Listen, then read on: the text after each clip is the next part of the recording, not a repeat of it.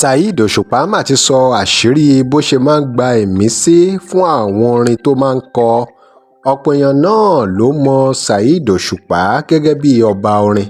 tí wọ́n sì gbà pé orin ẹ̀ máa ń mú ọgbọ́n, ó máa ń mú òye dání, kódà ó máa ń ran àṣà àti ìṣe Yorùbá lọ́wọ́ dáadáa, tó fi jẹ́ pé ọ̀pọ̀ àwọn ẹlẹ́sìn, àwọn aṣáájú nínú ẹ̀sìn, àwọn oníṣẹ̀ṣe, àwọn aláṣà ìbílẹ̀ náà ni wọ́n máa ń gbé sàdánkátà fún King Saheed Osupa fún irú orin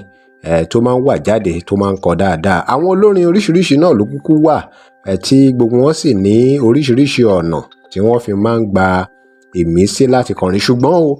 nípa ti Saheed Osupa nínú fọ́nrán yìí ó ṣàlàyé bóun ṣe máa ń rí ìmísí tiẹ̀ gbà láti kó orin jọ. Ǹjẹ́ Saheed Osupa tiẹ̀ fi èyí jọ olùdásílẹ̀ Fuji tó fún ní táìtù ọba orin, ìyẹn olóògbé sikiru Ayionde Barrister, tí ìkan nínú àwọn ọmọlẹ́yìn ìyẹn àwọn ọmọlẹ́yìn Barrister tó sọ ńgbà yẹn pé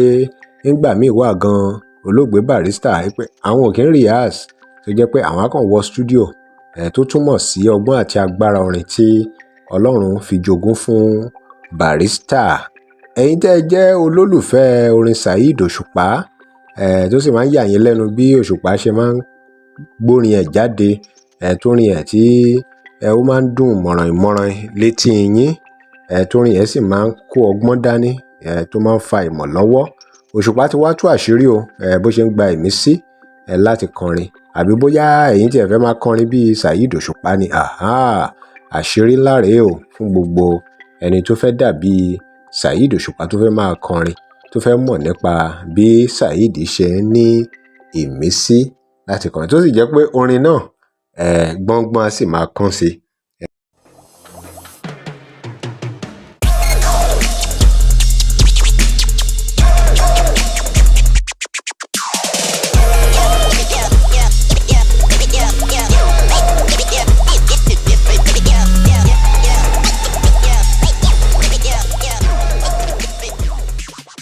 Welcome to Digi Naija. Remember to like, share and follow us.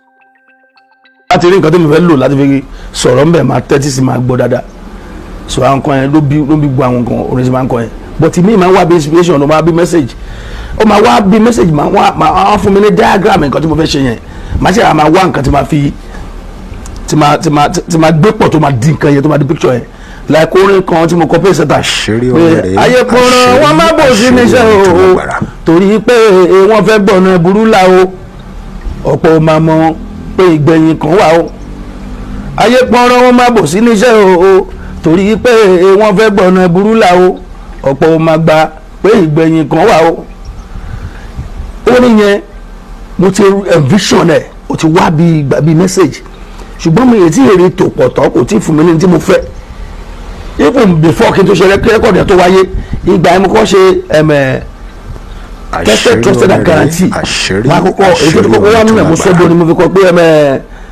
gbogbo ìwà tẹ́dàbà wo ní ń ṣe o ìgbésí ayé àtọ̀dọ̀ lọ́hùn, inú ẹ̀ ìgbà yẹn mo ti kọ́kọ́ kọrin yẹn, bọ̀ díẹ̀díẹ̀ mo ń sọ́bọ̀ kó tó di pé mo ṣe wá rí full picture yẹn, ó wá bá vision tí mo rí mu, mo ṣe wá gbé kalẹ̀ bí pèsèta yẹn. So most times 80% nínú àwọn orin mi inspiration ló máa ń jẹ́,